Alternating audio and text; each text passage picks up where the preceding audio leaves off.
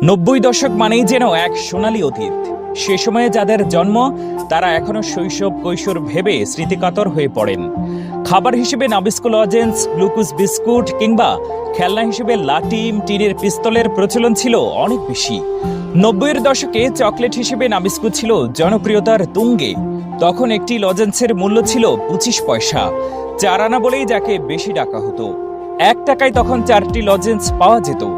নাবিস্কোর glucose বিস্কুটও সেই সময় বেশ জনপ্রিয় ছিল। 90 দশকের খেলনা হিসেবে লাটিমের প্রচলন ছিল সবচেয়ে বেশি। ঘুরের পর কোকাকোলার মোড়কে বাজারে আসে ইয়ো ইয়ো নামের একটি খেলনা। দেশ জুড়েই এটি ব্যাপক সেই সময় খেলনা হিসেবে এক ধরনের টিনের পিস্তলের প্রচলন ছিল অনেক বেশি। হিসেবে সে সময় ক্যাসিও ঘড়িকে অনেকেই ব্যবহার করত। স্কুল কলেজের শিক্ষার্থী থেকে শুরু করে যে কোনো মানুষ যে কোনো অনুষ্ঠানে এই ঘড়িটি ব্যবহার করত। বর্তমান সময়ের মতো তখন সবার ঘরে বিদ্যুৎ ছিল না, তাই সন্ধ্যা হলেই সবার বাড়িতে তখন